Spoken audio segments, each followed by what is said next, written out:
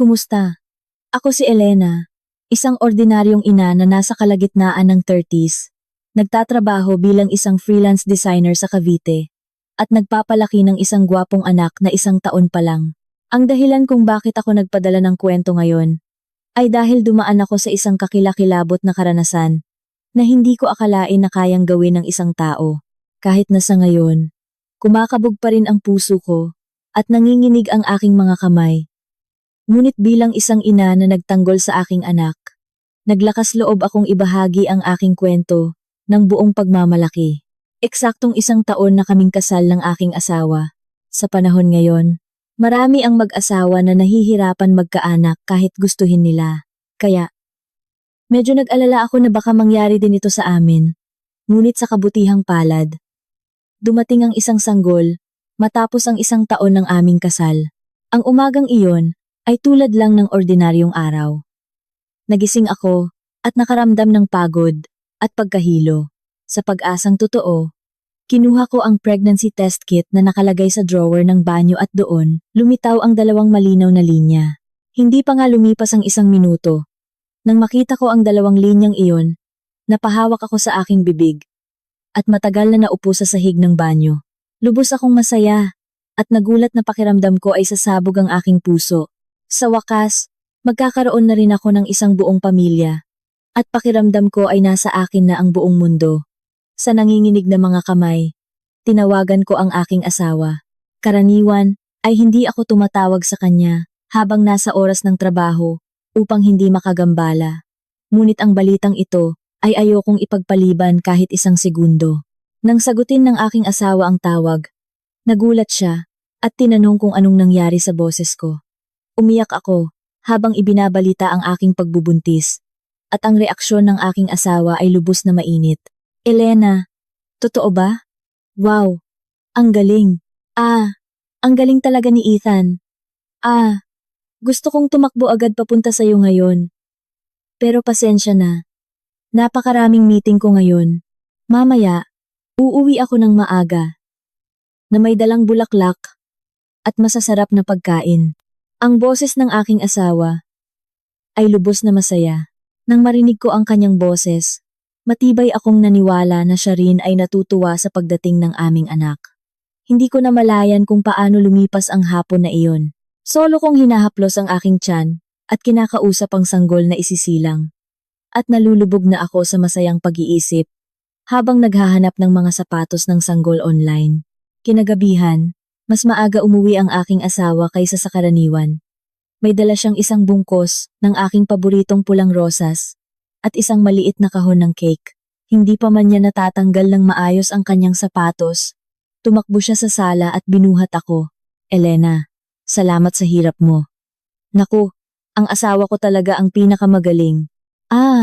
Ang sabi ng iba, ilang taon daw nahihirapan magkaanak. Pero tayo, 1 taon pa lang kasal. Nagtagumpay na kaagad. Magiging mabuting ama ako. Promise, sana tayong 3 ang pinakamasayang pamilya sa mundo. Ibinaba ng aking asawa ang kanyang ulo sa aking balikat. At matagal na huminga, ng malalim na tila lubos na nasisiyahan. Magkatabi kaming naupo sa sofa ng sala, at pinag-usapan ang pangalan ng magiging anak, hindi namin namalayan na lumalalim na ang gabi. Idinikit pa ng aking asawa ang kanyang tainga sa aking tiyan, at nagbibiro, Ethan, naririnig mo ba ang boses ni Papa? Hindi ko maisip kung gaano siya kamapagmahal at nakapagbibigay ng katiyakan. Pagkatapos ng masayang gabing iyon, kinabukasan agad kaming pumunta sa bahay ng aking biyenan. Sa totoo lang, ang aking biyenan ay palaging may bahid ng pagmamaliit sa akin, kaya't ang pagpunta sa bahay nila ay palaging isang pagsubok. Ngunit, sa pagkakataong ito, dala namin ang balita ng pagbubuntis. Isang malaking kaganapan. Kaya naniwala ako na tatanggapin niya ako ng masaya. Pagpasok namin sa sala ng aking biyenan, nakita ko na naghahanda na siya ng isang marangyang hapag na may kaldereta at lumpiang sariwa. Nagtaka ako dahil karaniwan ay kanin at simpleng ulam lang ang kanilang kinakain, kaya naisip ko, malamang nahalata niya na buntis ako. At ito ang kanyang sorpresa, ngunit may kakaiba sa atmosfera sa bahay. Ang kambal na kapatid ng aking asawa, si Sofia, ay nakaupo sa sofa at nakatitig sa kawalan tila isang taong nawawala sa sarili. Narinig ko noon na si Ate Sofia ay nakapag-asawa ng mayaman. Ngunit 5 taon na siyang walang anak kaya't lubos siyang pinagagalitan sa pamilya ng kanyang asawa. Kaya, medyo nag-alala ako at maingat akong bumati, Ate Sofia, dumating na po ako. Ngunit hindi man lang niya ako tiningnan at tumango lang siya. Palagi niya akong minamaliit. Ngunit sa araw na iyon, pakiramdam ko ay mas matalim siya. Nang kami nakaupo na sa hapagkainan, masayang ibinalita ng aking asawa ang pagbubuntis. Mama, Ate Sofia, buntis po si Elena. Kahapon lang po namin nalaman. Buong kagalakan siyang tumawa. Na tila nakuha niya na ang lahat sa mundo at niyakap ang aking balikat. Nahihiya akong bahagyang yumuko at sinulyapan ang mukha ng aking biyenan. Ngunit ang reaksyon niya ay labis na hindi inaasahan. Inakala kong ngingiti siya ng malapad. Ngunit sa halip, tiningnan niya ako mula ulo hanggang paa na may kakaibang seryosong ekspresyon. Pagkatapos, hinampas niya ang isang piraso ng kaldereta gamit ang kanyang tinidor at sinabing, "Ganoon, ang dali mo namang magkaanak." May iba na nagpapagaling sa mga mamahaling klinika o doktor at gumagastos ng milyon-milyong piso. Ngunit wala pa ring balita at halos matuyo na sa pag-asa. Tapos ikaw, walang kahirap-hirap, bigla na lang buntis. Imbes na batiin ako. Isang sarcastic na komento tungkol sa kadalian ng aking pagbubuntis ang unang lumabas sa kanyang bibig. Sobra akong nagulat at tulala akong nakatingin sa aking biyenan. Nang bigla, ang nakaupong si Ate Sofia sa tabi ko ay malakas na inilapag ang kanyang kutsara sa mesa. Mama, nasusuka ako at hindi ko malunok ang pagkain. Kailangan ba nating marinig ang mga salitang ito ngayon? Hindi mo ba alam na may isang taong parang gustong mamatay dahil wala siyang anak na maipagmamalaki? Tama na nga. Dapat maging maingat ka. Iniinis mo ba ako o ano? Lumuluha ang kanyang mga mata habang tiningnan niya ako ng masama. Pagkatapos ay tumayo siya at pumasok sa kanyang kwarto. Isinarado ang pinto ng malakas. Sa isang iglap, naging kasing lamig ng yelo ang atmosfera sa bahay. Sinulyapan ng aking biyena ng kwarto. Pagkatapos ay muling kumunot ang kanyang noo sa akin. Elena, wala ka talagang pakiramdam. Kailangan mo talagang sabihin ang mga salitang iyan ngayon at saktan ang damdamin ng ate mo. Alam kong malusog ka at madali kang mabuntis, pero sana ay mas tahimik ka na lang. Anong gusto mong mangyari kung gagawin mong umiyak siya at pumasok sa kwarto? Sarili mo lang ba ang iniisip mo? At hindi mo nakikita ang sakit ng iba? Sobra akong nasaktan at napaiyak ako. Hindi ko naman sinasadya na saktan ang damdamin ni Ate Sofia. At isang magandang balita para sa pamilya. Ngunit ako ang biglang itinuring na kriminal. Kaya pakiramdam ko ay nasusunog ang aking puso. Mama, akala ko po matutuwa din kayo. Kaya sinabi ko po, patawad po. Siguro po ay nagkulang ako sa pag-iisip. Nang yumuko ako at humingi ng tawad, siniko ako ng aking asawa. Inakala kong kakampi siya sa akin at sasabihin niya ang isang bagay sa kanyang ina. Ngunit ang lumabas sa bibig ng aking asawa ay lubos na sumira sa aking mga inaasahan. Elena, tama si Mama. Alam nating maselan si ate at masyado tayong nasasabik. Kumain na lang muna tayo ng tahimik. Masarap ang kaldereta ni Mama. Si ate. Kakain na lang siguro siya mamaya kung nagutom siya. Sa halip na kumampi sa akin, kinampihan pa ng aking asawa ang kanyang ina at pinatahimik ako. Ang taong palaging nag-aalala, kahit isang tinik lang ang tumusok sa aking daliri, ay itinuring ako na parang estranghero sa harap ng kanyang ina, kaya't lubos akong nakaramdam ng pagtataksil. Sa pilitan kong ginuya at nilunok ang karne ng kaldereta, ngunit wala akong naramdamang lasa. Sa bawat piraso ng matigas na karne na bumababa sa aking lalamunan, pakiramdam ko ay nahihirapan akong huminga. At baka masamid ako. Bumuntong hininga ang aking biyenan sa pag-aalala para kay Ate Sofia habang kumakain. At ako naman ay hindi makatingala na parang may kasalanan at nagpatuloy lang sa pagkain. Sa huli, natapos ang gabing iyon nang hindi ko alam kung saan napunta ang pagkain. Umalis kami sa bahay ng aking biyena na parang pinagtatabuyan at hindi man lang ako nakakain ng prutas. Habang pauwi kami sa kotse, nagmamaneho lang ang aking asawa nang walang anumang paumanhin. Ako naman ay labis na nasasaktan, kaya't nakatingin lang ako sa labas ng bintana hanggang sa makauwi kami. Kailangan kong aliwin ang sarili ko, sa pag-iisip na siguro ay naawa lang si mama kay Ate Sofia kaya't OA siya mag-react, at nahirapan lang si aking asawa sa gitna. Sa araw na iyon, nang ibinalita ko ang dapat sanang pagpapala ng pagbubuntis, napilitan akong matulog. Napakiramdam ko, ako ang pinakamalungkot na buntis sa mundo. Kinagabihan pag-uwi namin mula sa bahay ng aking biyenan. Labis akong nasasaktan kaya't hindi ako makatulog. Nang makita ko ang mukha ng aking asawa, na natutulog ng mahimbing sa tabi ko, naalala ko ang kanyang pagpatahimik sa akin, sa harap ng kanyang ina kanina. At biglang bumuhos ang aking mga luha.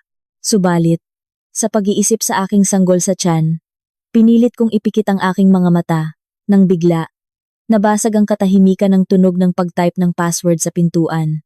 May kasamang beep-beep na tunog. Bumukas ang pinto, at naramdaman kong may pumasok sa sala.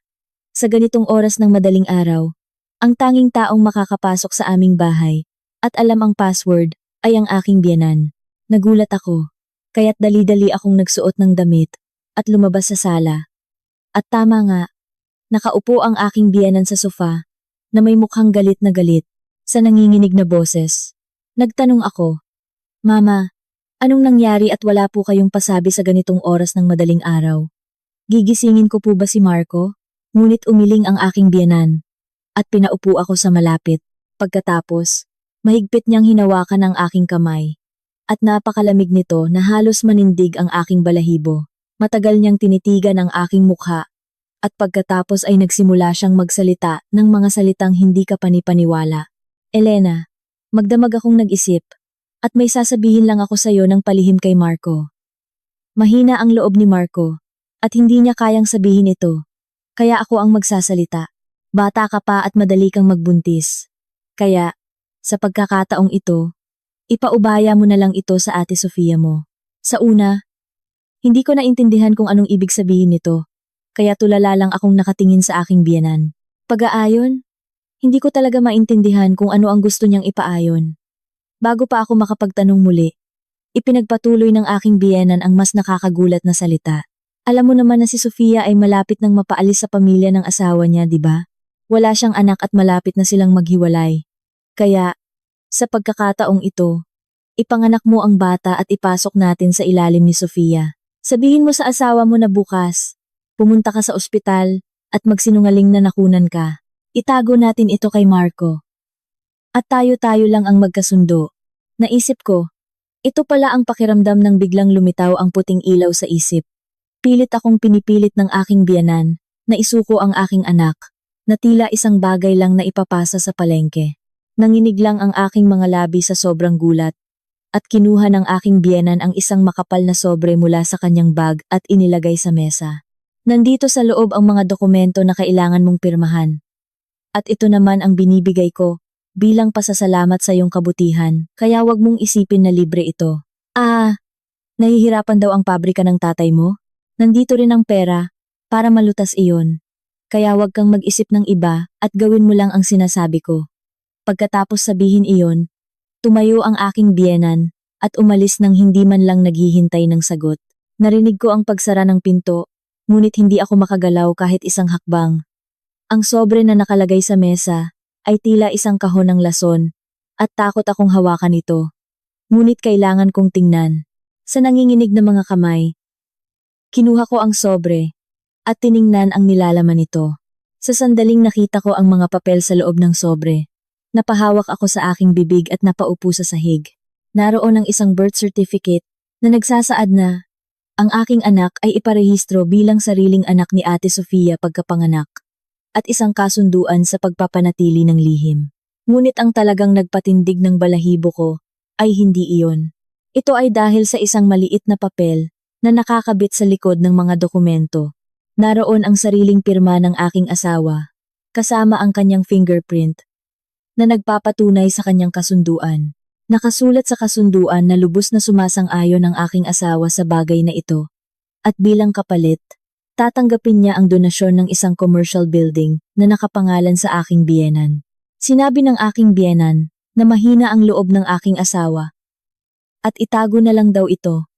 Ngunit sa katunayan, nakipagkasundo na ang aking asawa sa kanyang ina, na ipagbili ang sarili niyang anak. Doon ko lang naintindihan ang duwag na pag-uugali ng aking asawa. Nang pinatahimik niya ako sa hapagkainan kahapon at kinampihan ang kanyang ina, at pakiramdam ko ay umakyat ang dugo sa aking katawan. Sa sandaling nalaman ko na ang aking asawa, na pinagkakatiwalaan at minahal ko ng husto, at ang aking sanggol sa tiyan, ay ginawa niyang kagamitan sa pakikipagkalakalan dahil sa pera. Pakiramdam ko ay mababaliw ako. Kahit na nakita ko ang kasunduan na may malinaw na fingerprint ng aking asawa, sa una ay ayaw kong maniwala. Baka naman, para sirain ang aming relasyon ng aking asawa. Ipinapirma niya ng palihim sa aking asawa, at peke lang ang dokumento. Gusto kong itanggi ang katotohanan sa anumang paraan. Hindi kayang gawin ito ng aking asawa sa akin.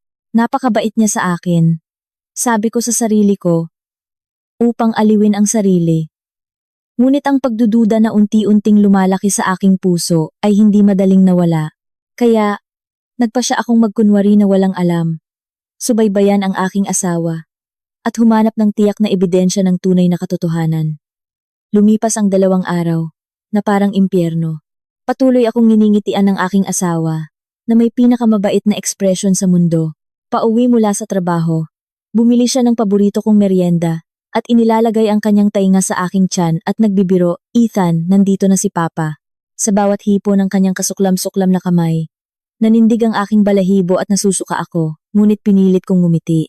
Nang biglang, kinagabihan, natuklasan kong naiwan ng aking asawa ang kanyang cellphone sa opisina nang nagmamadali siyang lumabas para kumuha ng mga dokumento. Dahil karaniwan ay automatikong nire-record ng aking asawa ang lahat ng kanyang tawag. Dahil sa maraming mahalagang tawag sa negosyo, tila nahihibang akong pumasok sa opisina at kinuha ang kanyang cellphone. Basang-basa ng pawis ang aking palad sa kaba. Ngunit sa nanginginig na mga kamay, hinalungkat ko ang listahan ng mga recorded calls. At nakita ko ang tawag niya sa aking biyenan at pinindot ang play. Ang boses ng aking biyenan na lumabas sa speaker ay mas dominante at matalas kaysa sa karaniwan. "Marco, napag-isipan mo na ba ang sinabi ko? Malapit nang mapaalis si Sofia sa pamilya ng asawa niya. Kung ipapasok mo lang ang anak na ipapanganak ni Elena sa ilalim ng ate mo, ibibigay ko agad sa iyo ang commercial building sa Makati na ipinangako ko. Nako, ang mga utang mo sa loan shark, at ang mga hindi pa nababayarang bayarin sa konstruksyon, hindi ba't malulutas ang lahat sa isang gusali lang?" Kasunod ng boses ng aking biyenan, narinig ang boses ng aking asawa na sandaling tahimik. Sa una, tila siya nag-aalinlangan. Ngunit pagkatapos ay sumagot siya sa isang boses na halos kasuklam-suklam. "Mama, pero paano kung mahahalata ni Elena?" Hindi siya basta-basta. Pero sigurado po ba kayo na maililipat niyo sa akin ang gusaling iyon sa pagkakataong ito?" Nagmamadali po talaga ako. Kung magpapatuloy ito, matatapos ang lahat ng negosyo, at lahat-lahat sa boses ng aking asawa. Mas malalim ang pagnanais sa pera kaysa sa paghingi ng tawad sa anak. Nagpatuloy ang aking biyenan, na tila naghihintay ng pagkakataon. "Naku, si Elena. Pupunta ako sa madaling araw, at tatakutin ko siya. Kaya ikaw naman, manatili ka lang sa tabi. At pagkatapos, kung ipadadala natin siya sa aking bahay bakasyunan sa probinsya, hindi ba't matatapos ang lahat ng tahimik? Malayo sa labas doon, at perpekto para mag-alaga ng buntis." Ang aking asawa ay nagdagdag pa sa suestiyon na iyon. "Sige, Mama. Si Elena, mabilis lang yan suyuin. Kaya walang problema ang pagpapadala sa kanya sa bahay bakasyunan." Pero Mama, dapat tapusin niyo na ang lahat ng papeles bago pa man." Kakausapin ko po si Elena ng maayos." Sa buong oras na nakikinig ako sa tawag, pinagdudahan ko ang aking mga tainga. Ang taong nangako na gagawin akong pinakamasaya sa mundo, ay nagpaplano palang gamitin ang aking anak bilang kasangkapan sa pakikipagkalakalan at itapon ako sa liblib na lugar sa probinsya. Akala ko ay mag-aatubili siya sa kasuklam-suklam na suhestiyon ng aking biyenan. Ngunit sa huli, pinili ng aking asawa na ipagbili ang kanyang anak at asawa para lang mabayaran ang kanyang utang, at sa duwag niyang boses, umakyat ang dugo sa aking buong katawan. Inilapag ko ang cellphone sa dati nitong lugar, at lumabas sa opisina. Naupo ako sa sofa sa sala, at tulala akong tiningnan ang dingding. At hindi man lang ako umiyak. Ang tanging iniisip ko lang ay kung paano ko sila mapapabagsak sa pinakamasakit na paraan. Ah, Elena, naiwan ko pala ang cellphone ko. Walang nangyari, di ba? Maya-maya, muling bumukas ang pintuan at pumasok ang aking asawa. Tinawag ako na walang kaalam-alam.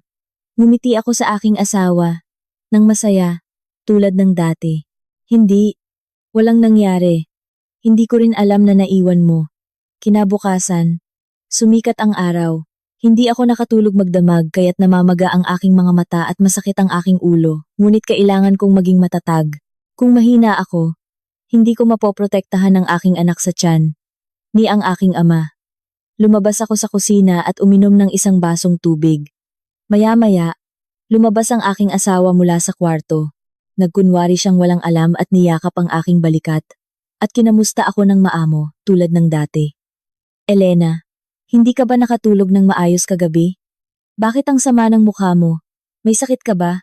Yumuko ako at sumagot sa isang napakaliit na boses. Hon, ang totoo. Dumalaw si mama kaninang madaling araw. Sinabi niya sa akin ang mga bagay na hindi ko maintindihan. Nais kong gisingin ka. Ngunit pinigilan ako ni mama na huwag magsalita. Kaya nagtiis ako. Pero anong gagawin ko? Takot na takot ako. Nanginig ang aking boses. At nagkunwari ang aking asawa. Na nagulat at pinaupo ako sa sofa. Pagkatapos, mahigpit niyang hinawakan ang aking kamay. At nagtanong na may seryosong ekspresyon. Anong sinabi ni mama? Anong nangyari at nanginginig ka ng ganyan? Nagsimula akong umiyak ng malakas. Isinasalaysay isa-isa ang mga sinabi ng aking biyanan. Tinanong ko kung paano niya masasabi na ipasok ang anak sa ilalim ni Ate Sofia. Tinanong ko kung totoo ba na mahina ang kanyang loob, kaya't ang kanyang ina ang pumalit sa kanya. Hindi agad nakasagot ang aking asawa, at matagal siyang bumuntong hininga. Pagkatapos, matapos ang mahabang panahon, nagsimula siyang magbigay ng mga kasuklam-suklam na palusot. Elena, sa totoo lang, ako rin, nang marinig ko iyon kay mama, hindi ako nakatulog magdamag. Paano natin ibibigay sa iba ang ating anak? Galit na galit ako kay mama. Ngunit Elena, talagang malala ang sitwasyon natin ngayon. Sa totoo lang, may utang ako na hindi ko pa nasasabi sa'yo. Sinubukan kong makakuha ng malaking proyekto at nalubog ako sa mga loan sharks. At araw-araw, hinahabol nila ako sa construction site at tinatakot. Kung magpapatuloy ito, makukulong ako. Lumuhod pa ang aking asawa sa aking harapan at nagkunwari na umiiyak, kahit alam kong isa itong mataas na antas ng pagpapanggap na pinlano ng aking biyanan. Nang makita ko siyang ganoon kaduwag sa aking harapan, lubos akong nawalan ng gana. Sinadya kong sumigaw ng mas malakas at hinampas ang sahig ng sala. Kaya, ipagbibili mo ang ating anak para lang mabayaran ang iyong utang? Tao ka ba? Paano lumabas ang ganoong salita mula sa bibig ng isang ama? Nang magkulong ako sa kama at hindi na kumain, sinimulan akong paalisin ng aking asawa. Sinadya niya na magkunwari na nakikipag-usap ng malakas sa telepono sa sala. Opo sir. Pakiusap. Bigyan niyo pa ako ng ilang araw. Gagawa po ako ng paraan para makalikom ng pera. Pakiusap. Huwag po kayong pumunta sa bahay namin.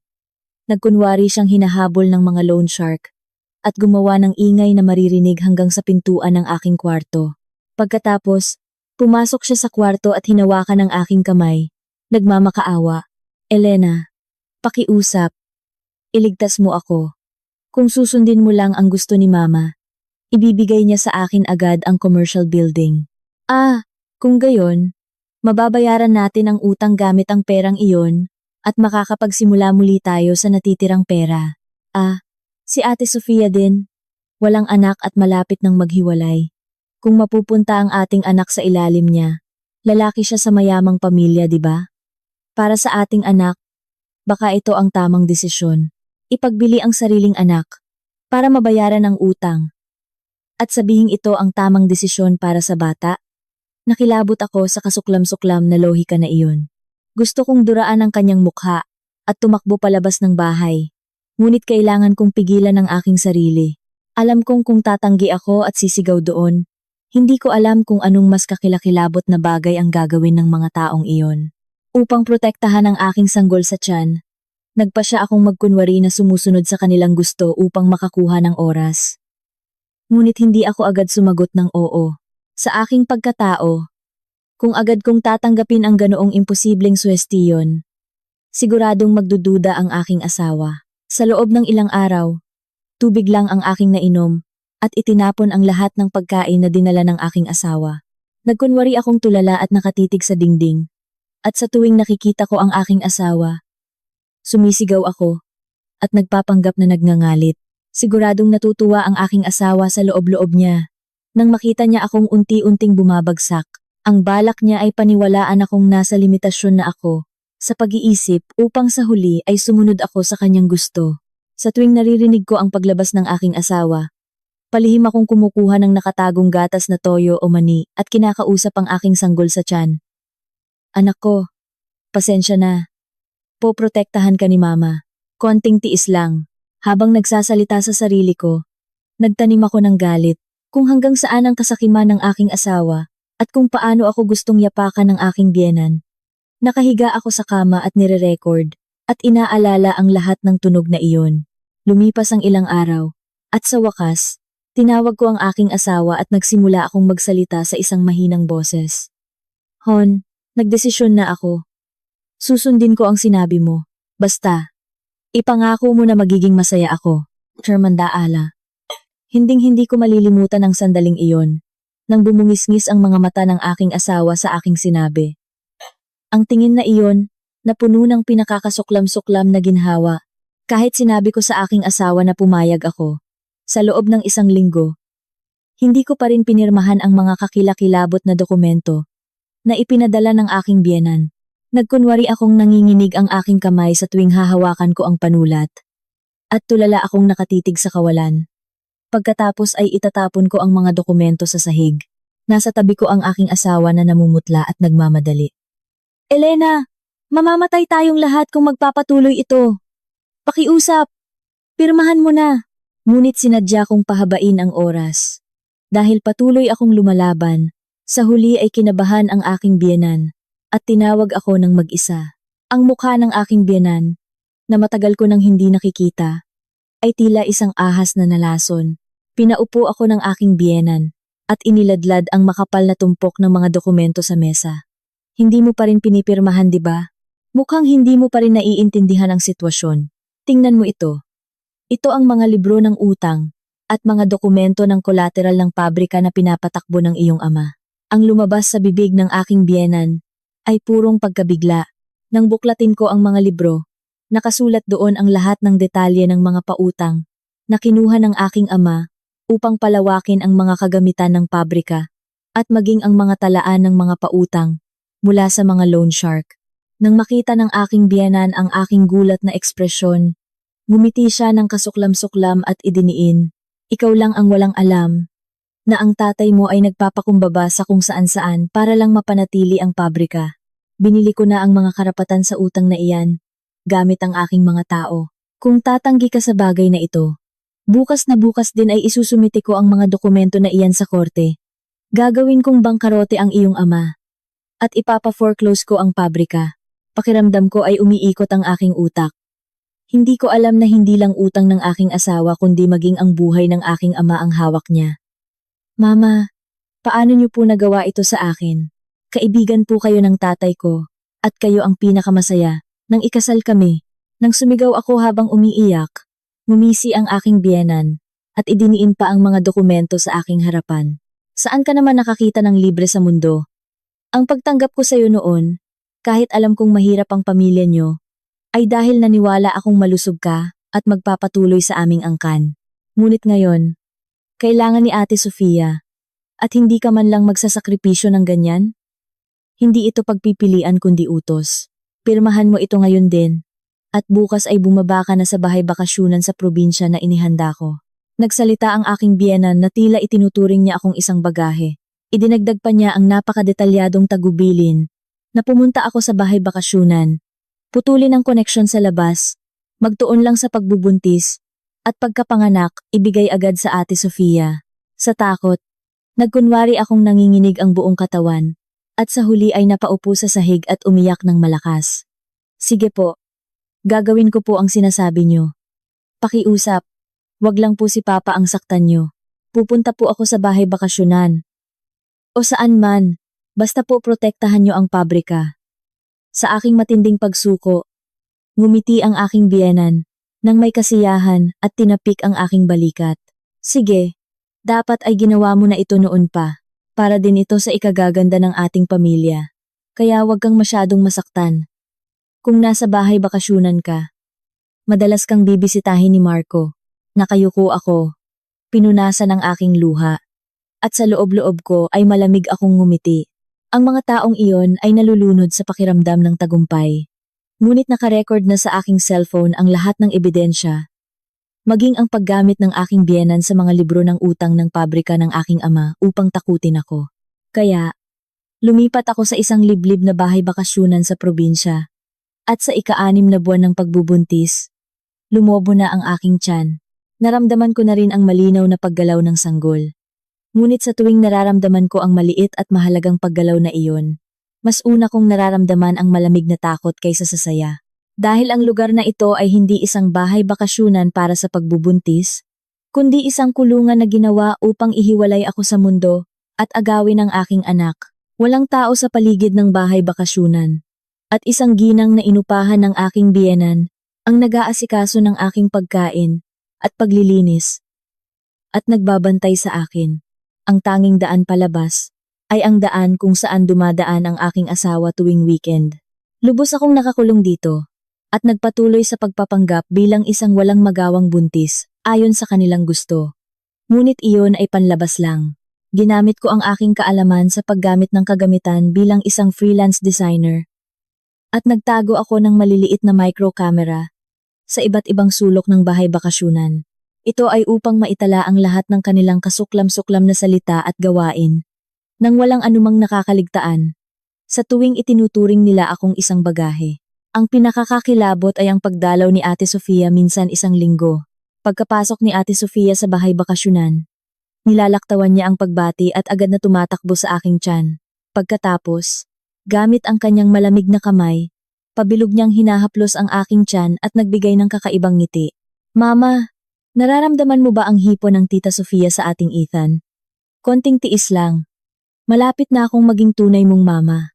Aalagaan ka ni Tita Sofia at gagawin kang pinakamayaman sa mundo. Idinikit ni Ate Sofia ang kanyang tainga sa aking tiyan at bumulong. Ako na ang magiging mama mo. Sa tuwing naririnig ko ang tunog na iyon, nararamdaman kong kumikilos ang aking anak sa tiyan na parang nanginginig. Alam din ang bata na ang babaeng nasa harap niya ay hindi ang kanyang ina, kundi isang mananakop na gustong agawin siya. Sumigaw ako sa loob-loob ko, ngunit sa labas ay mahina akong ngumiti at sinabing, Ate Sofia, ang lakas talaga ng galaw niya, di ba? Tila walang interes si Ate Sofia sa aking reaksyon, at itinuring niya ang aking anak sa tiyan na parang kanyang pag-aari. Ang mga video na puno ng kakaibang obsession at kasakiman ay unti-unting naipon sa aking cellphone. Bumaba ang aking asawa minsan kada 2 linggo. Nagkunwari siyang nag-aalala sa aking kalusugan. Nagdadala ng mga prutas at bitamina. Elena, konting tiis lang. Pagkapanganak mo, talagang magiging masaya tayo. Sabi niya habang hinahaplos ang aking buhok. Isang gabi, narinig ko ang aking asawa na nakikipag-usap sa aking biyenan sa sala sa pamamagitan ng nakatagong mikropono. Mama. Kailan po matatapos ang paglilipat ng titulo? Yung gusali po na sinabi nyo.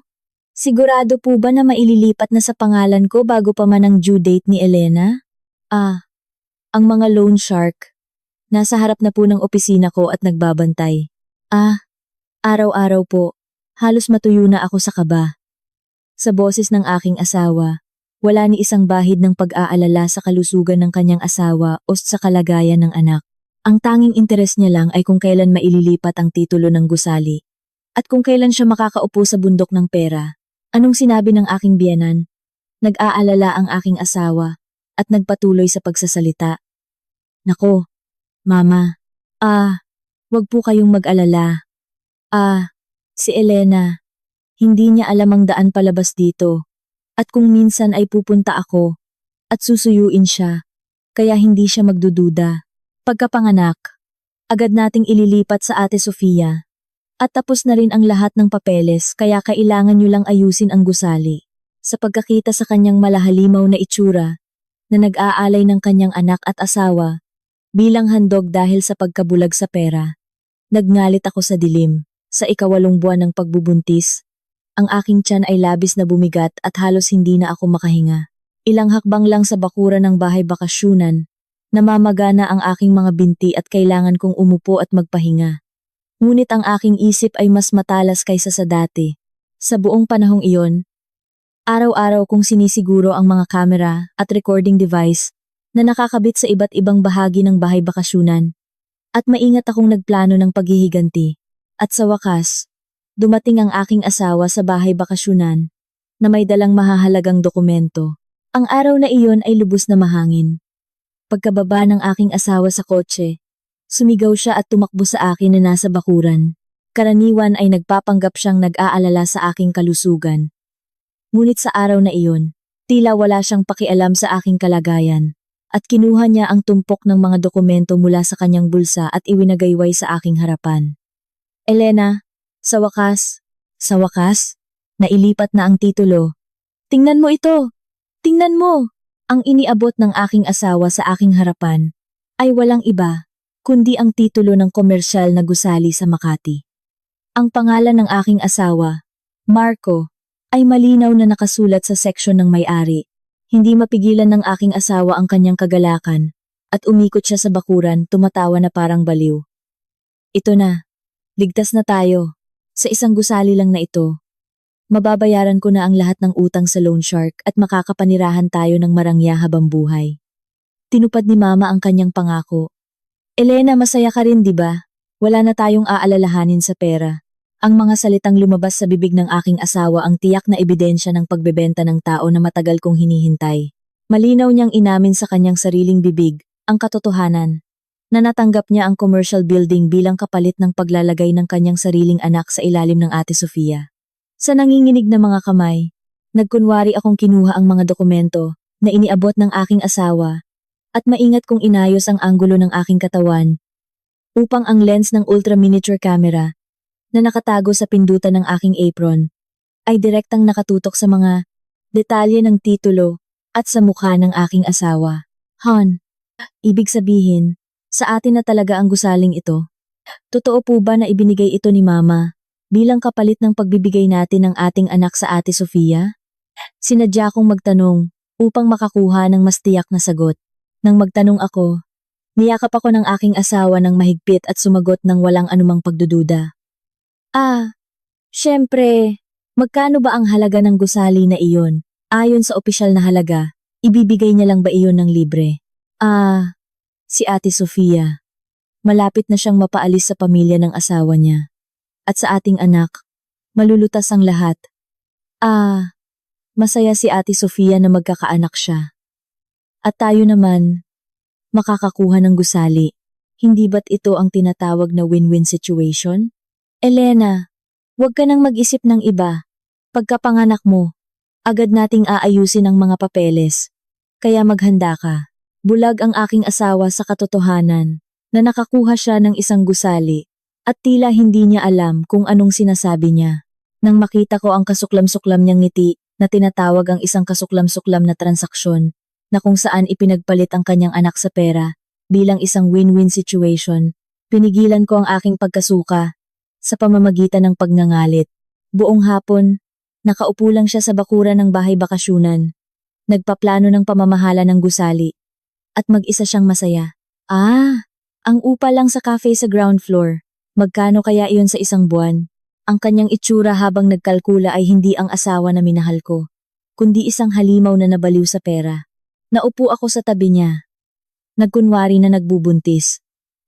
At nagbaburda habang sinusuri ang mga video na ipinapadala sa aking cellphone ng real time. Ang boses ng aking asawa, ang kanyang mukha na namumula sa kaba, at maging ang isang mahalagang pahina ng titulo ng gusali ay perpekto. Ang ebidensya ng pagbebenta ng tao na may kapalit na pera ay lubos na nakolekta. Akala ng aking asawa ay isa akong mahinang biktima na susunod lang sa kanyang gusto, at hinaplos niya ang aking buhok Nag-iwan ng kasuklam-suklam na salita hanggang sa huli. Elena, konting tiis lang. Dinalhan tayo ng ating Ethan ng isang gusali. Ah, tunay na biyaya. Tunay na biyaya. Pagkaalis ng aking asawa, umupo ako mag-isa sa bakuran ng bahay bakasyunan at sinagupa ang malamig na hangin. Nasa aking mga kamay na ang lahat ng baraha. Ang ebidensya ng pagtataksil ng aking asawa. Ang pagbabanta ng aking biyenan. Ang kakaibang obsesyon ni Ate Sofia. At ang tiyak na ebidensya ng pagbebenta ng tao na nakuha ko ngayon. Isa na lang ang natitira. Isang perpektong pagbubunyag na magtatapon sa kanila sa impyerno. Sa sandaling ipanganak ko ang bata. Hinaplos ko ang aking tiyan at nangako sa aking anak. Anak ko, konting hintay pa. Ipapakita ko sa'yo kung paano tatapusin ni Mama ang pagpapanggap na ito. Nang papalapit na ang due date, 15 araw na lang, lubos na bumigat ang aking tiyan at halos hindi na ako makahinga. At ang karamihan ng aking araw ay naupo ako sa sofa at tumitingin sa labas ng bintana. Ngunit ang aking isip ay mas abala kaysa sa dati. Ang pamilya ng aking asawa ay magsasagawa rin ng kanilang huling plano. At ganoon din ako. At tama nga. Nagpadala ang aking biyenan ng tao sa bahay bakasyunan at inutusan akong mag-impake ng aking mga gamit. Ang lugar na pupuntahan ko ay hindi ang maternity hospital na dati kong nireserve sa syudad. Ito ay isang liblib na maternity hospital sa probinsya na walang koneksyon at kung saan may impluensya ang aking biyenan. Tumawag ang aking asawa at nagkunwari siyang nag-aliw sa akin sa isang maamong boses. Ah, Elena, ang direktor doon ay malapit kay Mama. Kahit liblib sa probinsya, ang pasilidad ay top class at higit sa lahat, mahigpit na pinipigilan ang pagpasok ng mga labas. Kaya perpekto para tapusin mo ang iyong pagbubuntis at manganak. Ah, kaya wag kang mag-alala ng husto. Okay? Isang lang ang dahilan kung bakit nila ako gustong dalhin doon. Ito ay upang irehistro ako sa ibang pangalan o gawin akong isang ghost mother na walang anumang record at agawin ang bata pagkapanganak ko. Ito ang huling yugto ng kanilang kakilakilabot na plano upang gawing anak ni Ate Sofia ang bata na ipinanganak ko. Ngunit sa halip na sumama ng tahimik, tinipon ko ang aking asawa at biyenan sa sala ng bahay bakasyunan. Nagbanta ako na mayroon akong mahalagang sasabihin sa huli. At kung hindi nila ako pakikinggan, hindi ako gagalaw kahit isang hakbang. Dahil tapos na ang paglilipat ng titulo ng gusali. Inakala nilang tapos na ang lahat, at pumasok sila sa bahay bakasyunan na may pagmamataas. Naupo ang aking biyenan sa sofa sa sala. Inilapag ang tasa ng tsaa, at nagsalita ng may awtoridad. Sige, Elena. Anong sasabihin mo? Dapat tayong umalis bukas ng madaling araw. Kaya wag mong sayangin ang oras. At sabihin mo na agad. Kung makikipagtulungan ka ng maayos, tatahimik din ang pabrika ng iyong ama, naiintindihan mo ba? Wala akong sinabi, at kinuha ko ang remote control, at binuksan ang malaking screen na nakasabit sa dingding ng sala. Sa sandaling bumukas ang screen, ang lumabas ay ang video ng aking asawa na iwinawagayway ang titulo ng gusali sa bakuran at tumatawa ng baliw. Ah, tinupad talaga ni Mama ang kanyang pangako, sa isang gusali lang na ito. Mababayaran ko na ang lahat ng utang sa loan shark at makakapanirahan tayo ng marangya habang buhay. Sa pagkalat ng kasuklam-suklam na boses ng aking asawa sa buong sala, agad na namutla ang mukha niya. Ang aking biyenan din ay nagulat at nakanganga. Hindi niya maalis ang kanyang tingin sa screen. Ngunit ito ay simula pa lang. Ang kakaibang itsura ni Ate Sofia, na hinahaplos ang aking tiyan at bumubulong. Malapit na akong maging mama mo. At lahat ng recorded conversations, kung saan nagplano ang aking biyenan at asawa na ikulong ako sa bahay bakasyunan sa probinsya at ipagbili ang bata, ay lumabas ng sunod-sunod, ayon sa petsa. Nang marinig ang malinaw na boses ng aking biyenan, na nagbabanta sa akin gamit ang mga libro ng utang ng pabrika ng aking ama. Agad na namayani ang katahimikan sa sala. Tiningnan ko ang 2 taong natigilan, nang may malamig na tingin at dahan-dahang nagsalita. Mama. At Marco. Sa tingin niyo ba ay nagpapabuntis lang ako nang walang alam dito sa bahay bakasyunan, habang itinuturing niyo ang aking anak na isang bagay at binibili at ibinebenta? Irine-record ko ang lahat ng inyong ginagawa. Lahat, walang nakaligtaan. Ang mga video na ito, ang mga recording na ito, at ang mga dokumento na personal ninyong pinirmahan. Gusto niyo bang dalhin ko ito agad sa istasyon ng pulisya? Tumakbo ang aking asawa sa nanginginig na mga kamay upang agawin ang remote control, ngunit naipadala ko na ang lahat ng datos sa aking abogado. Ito, tanggalin mo ito ngayon din. Nababaliw ka na ba? Ginagawa namin ito para sa ikagaganda ng ating pamilya. Paano ka naglakas loob na sumigaw ng ganyan? Sumigaw ang aking biyena ng galit. Ngunit hindi na siya kasing tapang ng dati. Mukhang na-realize na niya na hawak na ang kanyang leeg dahil sa malinaw na ebidensya ng pagbebenta ng tao, pagbabanta, at pagkakakulong. Itinapon ko ang tumpok ng mga dokumento na inihanda ko sa mesa sa kanilang harapan. Pumili kayo. Ngayon din, pupunta kayo sa istasyon ng pulisya na may dalang mga ebidensya na ito at mabubulok sa bilangguan bilang mga nagbebenta ng tao. O pipirmahan niyo ang lahat ng hinihingi ko ngayon at tahimik kayong aalis. Simple lang ang hinihingi ko. Una, pirmahan niyo ang sertipiko ng pagbabayad ng lahat ng utang ng pabrika ng aking ama simula ngayong oras. Dahil nabili na ng panig niyo ang mga utang, matatapos ito sa desisyon niyo. Pangalawa, ilipat niyo ang commercial building na nakapangalan kay Marco sa pangalan ng aking anak. Simula ngayong araw, at pirmahan niyo ang kasunduan sa diborsyo na naglilipat ng titulo sa aking pangalan bilang sustento. Nagwala ang aking biyenan at tumanggi. Wala pa ring bakas ng pagsisisi sa kanyang sakim na mga mata. Ikaw na malupit. Paano ka naglakas loob na takutin ako? Anong klaseng gusali iyan? At gusto mong ibigay? Hindi ko ibibigay. Hinding-hindi. Kahit ireklamo mo sa pulisya, kayang-kaya namin itong takpan gamit ang aming koneksyon. Ngumisi ako at kinuha ang aking cellphone at nagkunwari na pinindot ang isang button. Mama, mas mahalaga po ba sa inyo ang gusaling iyon ngayon? O mas nakakatakot po ba ang mabulok sa bilangguan dahil sa krimen ng pagbebenta ng bata? Kung kumalat ang balita, siguradong matutuwa ang inyong pinagmamalaking koneksyon. Bibigyan ko kayo ng eksaktong 10 minuto. Kung wala pa ring pirma pagkatapos ng 10 minuto, ang mga datos na ito ay ipapalabas sa media at sa board ng pambansang pulisya ng sabay-sabay.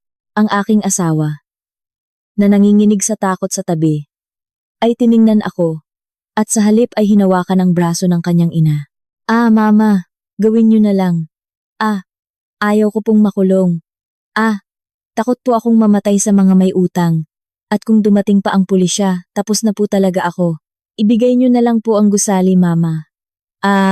Pakiusap. Gagawin niya po talaga. Sa kanilang kasuklam-suklam na itsura na nagkakapitan para lang mabuhay, lubos akong nawalan ng gana. Ang mga taong gustong makakuha ng gusali sa pamamagitan ng pagbebenta ng kanilang anak ay ngayon ay nagagalit sa isa't isa dahil sa gusaling iyon. Ang aking biyenan. Sa galit na parang nagngangalit ang kanyang ngipin. Sa huli ay kinuha ang kanyang selyo mula sa bag na inihanda niya upang ayusin ang mga dokumento. Kapag inilipat ako sa maternity hospital sa probinsya, sa nanginginig na mga kamay, sa sandaling pinirmahan niya ang sertipiko ng pagbabayad ng utang ng pabrika ng aking ama, ang kasunduan sa diborsyo, at ang mga dokumento ng donasyon ng ari-arian, nagdiwang ako sa loob-loob ko. Habang sinusuri ko ang bawat dokumento at inilalagay sa aking bag, tiningnan ako ng aking biyenan ng may galit na tingin at sinabi, nagawa ko na ang lahat ng gusto mo. Ngayon, burahin mo na agad ang lahat ng video na iyon dito at nangako ka na hinding-hindi mo irereklamo. Kung magsalita ka ng iba, hindi rin ako mananahimik. Dahan-dahan kong isinara ang zipper ng aking bag at tumayo at ibinigay ko sa kanila ang pinakamalamig na ngiti sa aking buhay. Mama, naniwala po ba kayo sa sinabi ko kanina na hindi ko irereklamo? Bakit ko po susundin ang salita ng mga kriminal na bumibili at nagbebenta ng tao na parang bagay? Obligasyon ng isang mamamayan ang magreklamo ng krimen, di ba? Hindi ito maaaring utusan ng ilang sentimos na ibinigay niyo sa akin. Nang matapos ang aking salita, malakas akong sumigaw sa likod ng pintuan ng bahay bakasyonan. Pasok, sabay-sabay. Bumukas ang likod ng pintuan at dumating ang mga pulis na naghihintay at pumasok sa sala. Bago ko sila tawagin sa bahay bakasyonan, naisumite ko na ang lahat ng ebidensya sa aking abogado at naayos na ang lahat para sa kanilang agarang pagdakip. Sumigaw ang aking asawa at biyanan. Ngunit huli na ang lahat. G. Marco Reyes GN Nang. Tess Reyes, inaresto kayo ngayon dahil sa pagtatangka ng pagbebenta ng bata, pagkakakulong, at pagbabanta. May karapatan kayong manahimik at iniabot ng pulis ang Miranda rights at ikinabit ang posas sa mga pulso ng aking asawa at biyenan. Kumapit ang aking asawa sa aking paanan at umiyak. Elena, nagkamali ako. Pakiusap. Bigyan mo lang ako ng isang pagkakataon. Para sa ating anak, hindi ito dapat mangyari. Nakasukam-sukam ang duwag niyang boses. Hindi ito dapat lumabas sa bibig ng isang taong gustong ipagbili ang kanyang anak para sa kapakanan ng bata. Ang aking biyenan naman ay patuloy na nagmura sa akin habang iwinawagayway ang kanyang buhok. Ngunit hindi man lang ako kumurap at pinanood ko sila hanggang sa sila'y kaladkarin palabas. Naiwan akong mag-isa sa walang laman na sala at hinaplos ko ang aking tiyan. Anak ko, tapos na talaga. Nanalo si mama. Kasabay ng ginhawa, bumuhos ang mainit na luha sa aking pisngi, pagkapanganak ko, at habang nagpapalakas ng katawan sa aming bahay. Ang tanging nasa isip ko lang, ay ang matinding paghihiganti sa aking biyenan at asawa. Ang mga panahong tila impyerno sa bahay bakasyunan, habang solo akong hinahaplos ang aking tiyan at nagtitiis, ay nagbalik tanaw na tila isang panaginip, at bawat sandali ay sumasakit ang aking puso. Ngunit ang hininga ng aking anak, na mahimbing na natutulog sa aking dibdib, ay naging mas malakas na kalasag kaysa sa anumang bagay. Nang ipinanganak ang bata, 15 araw nang mas maaga sa due date, naintindihan ko, ang batang ito ay nagmamadaling lumabas upang protektahan ang kanyang sarili at upang gisingin ako, ang kanyang ina. 3 buwan pagkatapos, ang itsura ng pamilya ng aking asawa na muling nakaharap ko sa korte ay isang kakatwa. Ang aking biyenan, na nagmamay-ari ng gusali at nagmamalaki noon, ay nakasuot ng uniforme ng bilanggo at nakayuko. At ang aking asawa ay nagtago sa likod ng isang investigador, hindi niya kayang salubungin ang aking tingin. Bago magsimula ang paglilitis, nagmadali ang aking asawa na lumapit sa akin sa koridor ng hukuman at lumuhod. Elena, pakiusap. Nagkamali po talaga ako. Hindi niyo po ba ako mapapatawad kahit isang beses lang? Ano pa bang gagawin ko? Alam mo rin, di ba? Nang ipakasal ni mama ang aking kambal na kapatid, binigyan niya pa ng gusali. Pero ako, wala akong halaga. Ni hindi ako sinuportahan ni mama, kahit ilang beses akong nakakuha ng pautang sa negosyo. Sinabi niya na masisira lang daw ulit. Kaya, sa sandaling iyon, nabulag din ako. Mas mabuti pa iyon kaysa saksakin ng mga loan shark. Kinapitan niya ang aking damit at nagbigay ng mga kasuklam-suklam na palusot. Sa kanyang boses, wala ni isang bahid ng paghingi ng tawad sa anak o pagsisisi sa asawa. Puno lang ito ng duwag, na instinct na mabuhay, at ang pagsisisi sa pagkawala ng titulo ng gusaling iyon. Umiyak ang aking asawa at nagpatuloy. Sinabi ni mama, pagkatapos ko daw magdusa sa bilangguan, magiging bagong tao ako. Hindi natin pwedeng gawing walang ama si Ethan, di ba? O Elena, pakiusap. Talagang magiging mabuti ako. Kung makakalabas ako ngayon, talagang magiging masipag ako. Kung maganda ang testimonya mo, makakalabas daw ako ng mas maaga. Pakiusap. Iligtas mo ako. Walang ama na anak. Sa paglabas ng ganoong salita mula sa bibig ng isang taong gustong ipagbili ang kanyang anak para sa pera, umakyat ang lahat ng pagkasuka na pinigilan ko. Marahas kong tinabig ang kanyang kamay na nakakapit sa aking damit. At sa kanyang duwag na mukha na basang-basa, dinuraan ko siya ng malamig na puno ng galit na nanggaling sa pinakamalalim na bahagi ng aking puso. Ang isang taong tulad mo na nagsasabing ama ay ang pinakamalaking kahihiyan sa ating anak. Hanggang sa huli, gusto mong sabihing hindi mo kasalanan. Ngunit tandaan mo, ipinagbili mo ang iyong anak para lang makakuha ng gusali sa bilangguan. Pagbulay-bulayan mo kung gaano kasuklam-suklam ang iyong ginawa. Iyan ang parusa. Nadadalhin mo hanggang sa mamatay ka at huwag mong banggitin ang pangalan ng ating anak sa iyong maruming bibig. Nakakakilabot. Nang pumasok kami sa korte, patuloy na sumigaw ang aking biyenan. Tinutulungan ko lang ang anak ko. Hindi ito pagbebenta ng tao. Ngunit ang tingin ng hukom ay malamig. Sobra-sobra na ang mga ebidensya. Malakas na kinondena ng piskal ang kanilang planong pagkakakulong sa buntis at pag-agaw sa bata, at ang pagtatangka nilang makakuha ng malaking halaga ng pera. Sa huli, kinilala ng hukuman ng aking biyenan at asawa na may kasalanan sa pagtatangka ng pagbebenta ng bata, pagkakakulong, at pagbabanta, at sinentensiyahan sila ng parusa. Habang binabasa ang desisyon, tulala lang ang aking biyenan na nakatingin sa kawalan, at ang aking asawa ay napaupo sa sahig. At umiyak ng malakas sa sandaling binasa ang sentensya, nang makita ko ang kanilang kalunos-lunos na likod. Habang kinakaladkad sila ng mga guwardiya ng bilangguan na may posas. Doon ko naramdaman na sa wakas, ay nabunutan ako ng malaking tinik sa dibdib. Paglabas ko ng gusali ng korte, bumungad sa akin ang napakagandang asul na kalangitan. Ang desisyon sa diborsyo at ang sertipiko ng pagbabayad ng utang na nakalagay sa aking bag ay mabigat sa pakiramdam. Ito ang sandali kung saan nagsisimula ang aking buhay. Hindi na bilang asawa ni Marco Reyes o manugang ni Aling Tess, kundi bilang si Elena lamang. Huminga ako ng malalim at sumakay sa kotse. Pinindot ko ang gas. Papunta sa aking anak, na mas mahalaga pa sa aking buhay, na naghihintay sa akin sa bahay. At lumipas ang 1 taon, noong nakaraang taon sa panahong ito. Nakakulong ako sa bahay bakasyunan. At kailangan kong panoorin ang aking biyenan. At asawa na nagpaplano na agawin ang aking anak. Noong panahong iyon, halos hindi ako makatulog at umiiyak, habang nagtutuon lang sa paglikom ng ebidensya upang mapabagsak sila.